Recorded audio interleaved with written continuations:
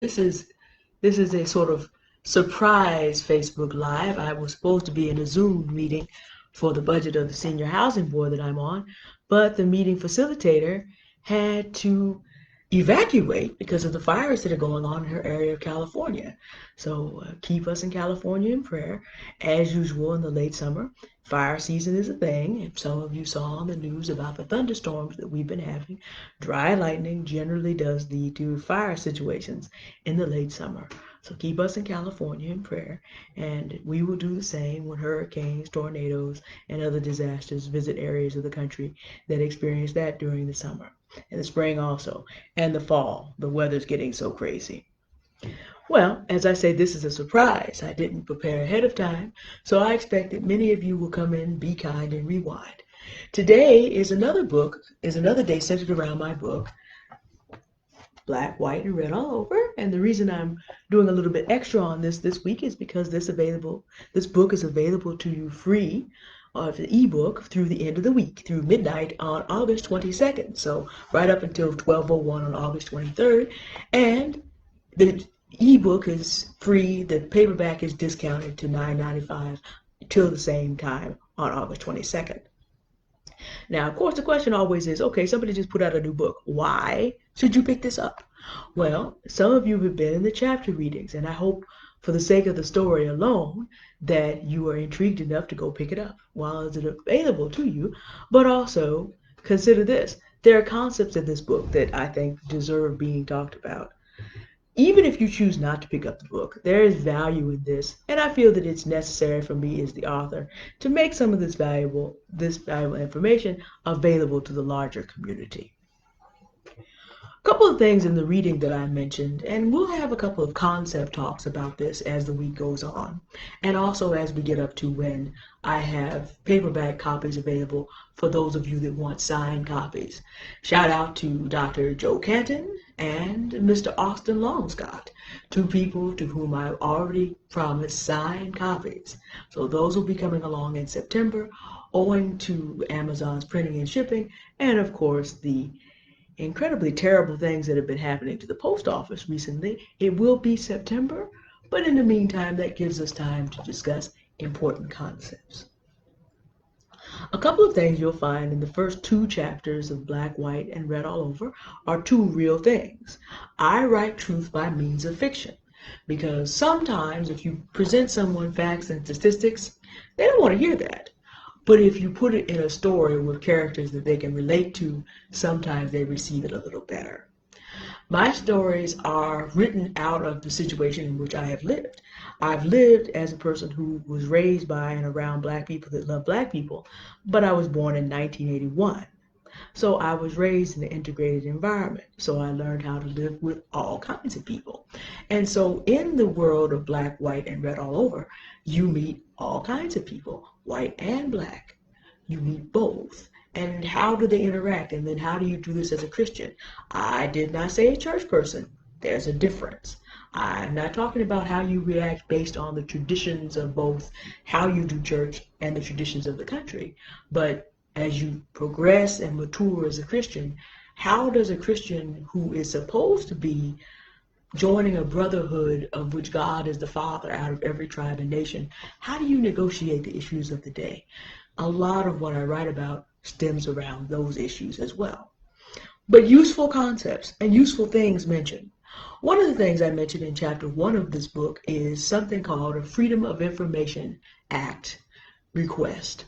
In the law, any organization being supported by public dollars, you have a federal right to go and demand all public records from them. If you live in a community that you feel is being treated unjustly, you have the right to go and demand that that information be given to you so you can examine it for yourself. There are 9 exceptions, and you'll have to look those up on your own. But this is a power that communities use to get to the bottom of what's really happening to them so that they now can begin to control the narrative. The Black newspaper that is featured in Black, White, and Red All Over uses this to demand some records from the police departments across Lofton County. And if you are not satisfied with how your local police may be treating you wherever you are, in addition to restructuring how funds are used, you might just ask them to give up the information on arrest records, for example. Except for active investigations, police departments are supposed to turn over those records when presented with a Freedom of Information Act request. Sometimes exposure can force change, even more so than defunding. It's just an alternative, it's something else available to use. Also, I mentioned the Innocence Project. The Innocence Project does work so that people who are unjustly convicted can be exonerated. And this is something that goes on that we as Black people can support, and all people of goodwill can support, because the concept we're coming to today is on page 69 of the paperback, and on Kindle it'll occur where it occurs. I'll tell you where it is. That will be in, will not be on page 69, but you will find it in chapter 3 of the book. The idea of the triple injustice that police mistreatment of African Americans is to the whole nation. Now, I want to say something about the approach I take when you meet the Black characters in this book.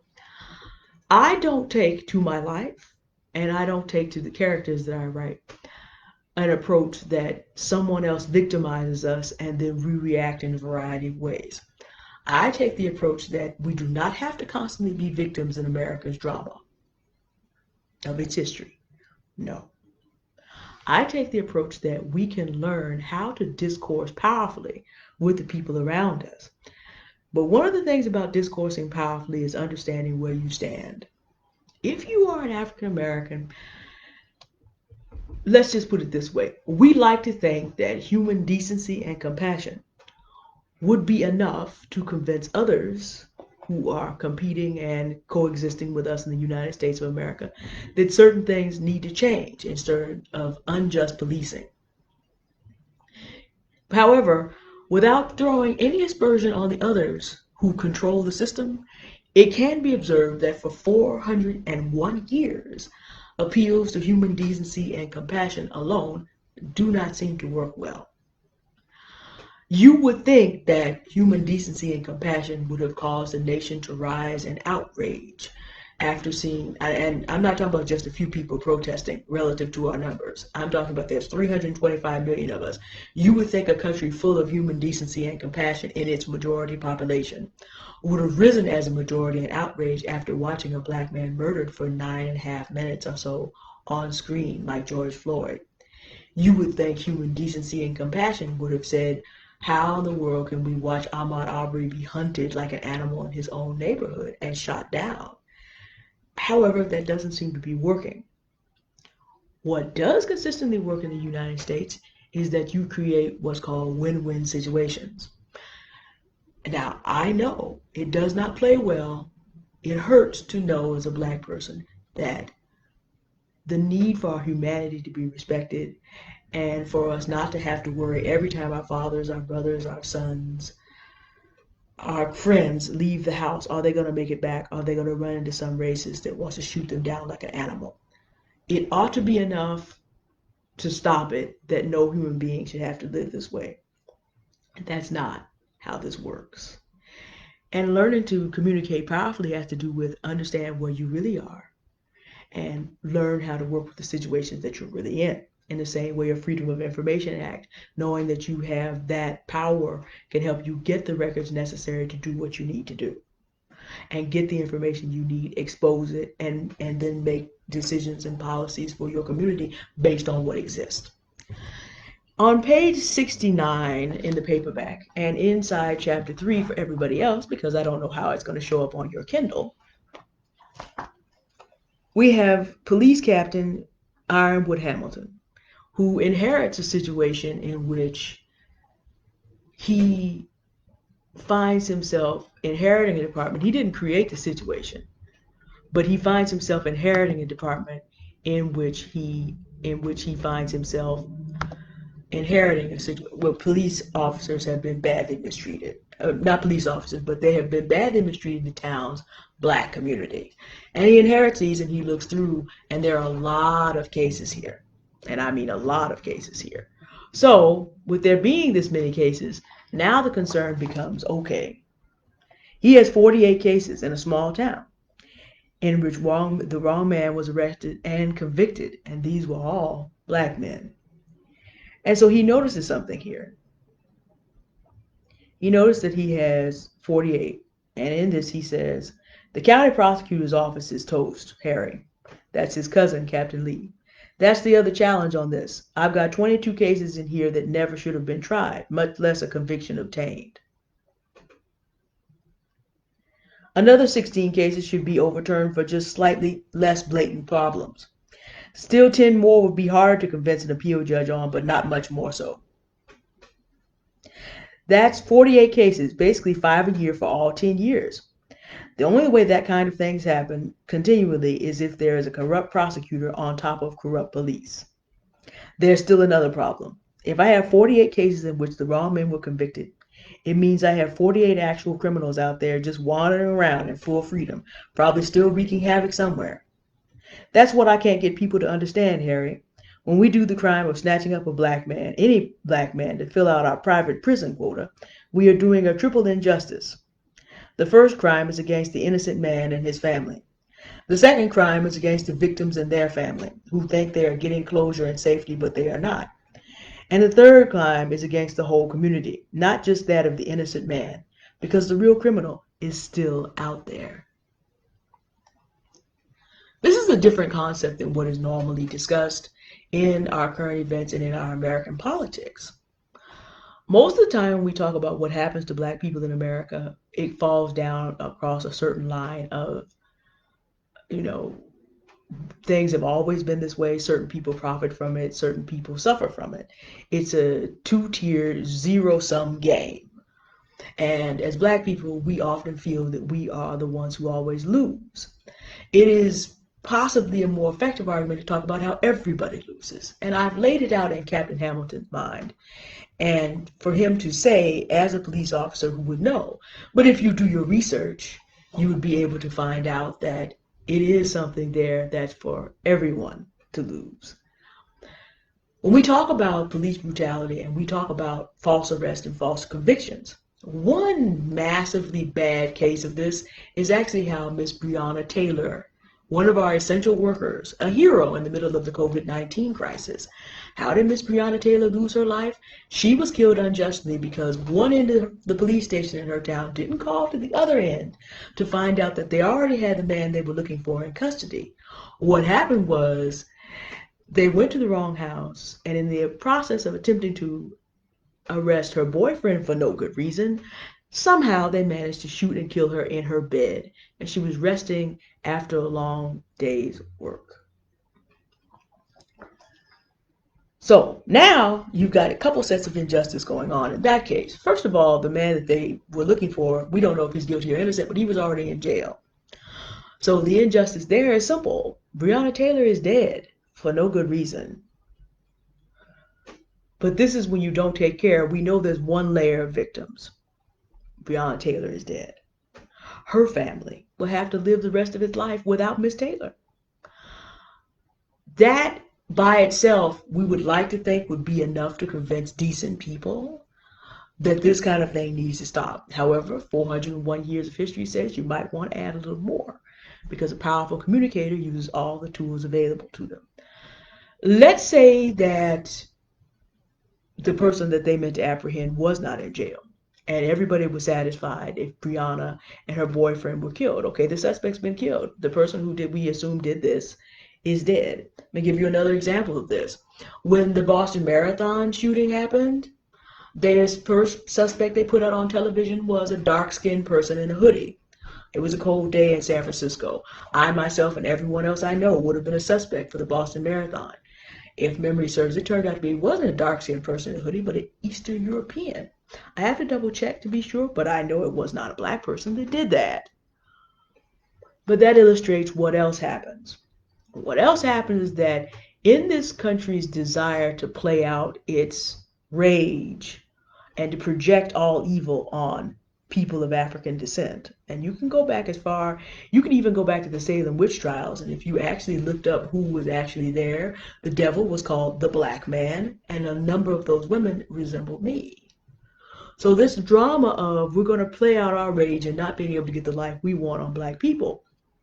When you pick up the wrong black suspect, like Central Park 5, that was a whole drama of people of the majority culture playing out their rage about how could this happen to one of ours on black people. A whole drama. The problem was Central Park 5 and now the exonerated 5, they were innocent. So the person that did that horrible crime was left out there for longer. No one was looking for that person. So the victim of a crime like that thinks they're now safe because the right black people are in custody for it. Those terrible savages. We play the whole drama and everybody thinks they're safe. That's two injustices. One, 5 families were affected by that. Those men were innocent. And so their families went without them until they were exonerated and released. That's number one. Number two, the victim thinks, okay, she's gonna be safe now because the people have done. No, the wrong 5 people are in prison. So that means whoever it was that did that to her, he's still out there. They are still out there. And that also means that the community itself begins to be less safe. Because when you are police departments are so quick to pick up the nearest black person, that means they're not doing the investigation to catch the actual criminals, which means they are free to continue to hurt the rest of the community. Now, let me tell you how people think about this. Darren Wilson, the killer of Michael Brown, the video footage for it shows that Michael Brown, by the time he shot him, was running away. So he was asked by an interviewer, why did you shoot him when he was running away? He was no longer offering a threat to your life. And he said, I did that because I didn't want him to go back and be a danger to the community. Well, when black people are unjustly arrested and convicted without solid evidence just because someone has a prison quota to fill, that means the criminals that actually do the crimes for which black people are unjustly arrested and convicted are allowed to go back out in the community and do crime another day. And this is a powerful way that we can begin to discourse with policymakers about why this has to be stopped. Because human decency, again, human compassion and decency, we wish that it were enough. It hasn't worked for 401 years, which would lead to the conclusion that a lot of people that we talk with and are interested in moving to do the right thing are not interested in human compassion and decency. But what they are interested in is their own personal safety. They are interested in the country being a safe place for them and their family to live. And there is a case to be made. We could even go to a 4th level, which is you're going to end up with a situation in America where people no longer have trust in any institution of authority because too much injustice has been done, because it leaks over. If you arrest a black person for a crime that they didn't commit and then someone else does another crime and later confesses, I did that one too, which is what happened with the Central Park 5, now everybody's looking at the criminal justice system like, do y'all ever catch the right people? Can we trust you? So eventually, a 4th level is, not only is the crime done to the innocent man, not only is the crime done to the family of the victim that think the victim and their family that think they're safe. Not only is the crime done to the community, which still has criminals running loose because someone wanted to go snatch up a black person because it was easy. Now, a 4th level is everybody loses confidence in the criminal justice system. Oh, this isn't something that's about to happen, by the way. This is the United States of America in which you actually live. Because after 401 years of this kind of behavior, how many people do you know that have confidence in either the justice system or the institutions of this country anymore? Think about that for a second. The question is, though, not that we should get all upset about this for no reason, just to be upset. It is upsetting, but we must go further.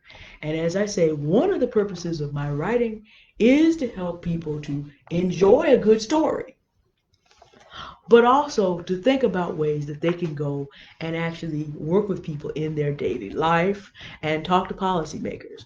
You might want to go and talk about the triple injustice of the criminal justice system and the way it unjustly treats black people. You might want to go by your local Democratic headquarters and go talk to people that are going to be shaping the Biden-Harris campaign. You might want to go talk to them about why they need to get on this. And it's especially important that you talk to Joe Biden, author of a big crime bill that had a massive effect on how many black men would be picked up for certain crimes 30 years ago, and that you talk to Kamala Harris, a former prosecutor of some of those cases.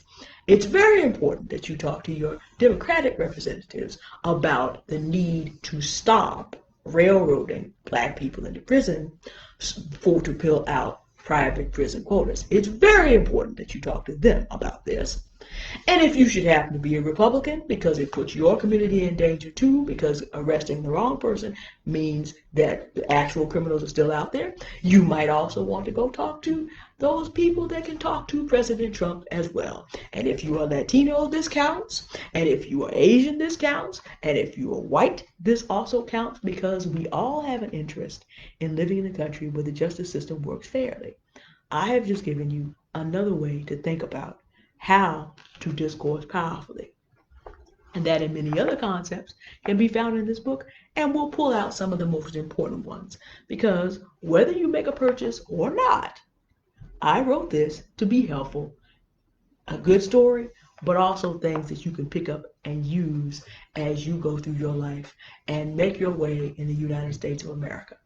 One thing this book illustrates, and I wrote it from this perspective, as much as we dislike certain people that we are having political arguments with because of the time in which we live, at the end of the day, no matter who wins the election, we are all going to be living in this country together unless people really seriously plan to leave, and most actually do not.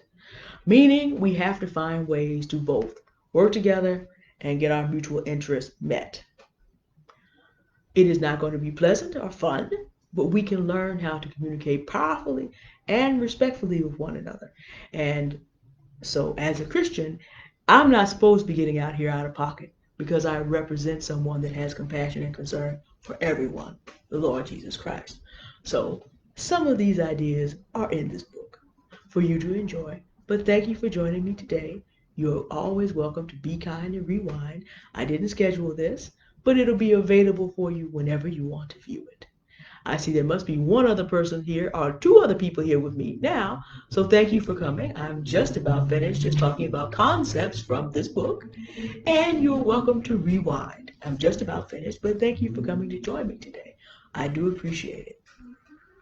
All right, I will put out an announcement ahead of time when I do other concept talks from this book, so that you'll know. But today I had a meeting canceled, so I had time.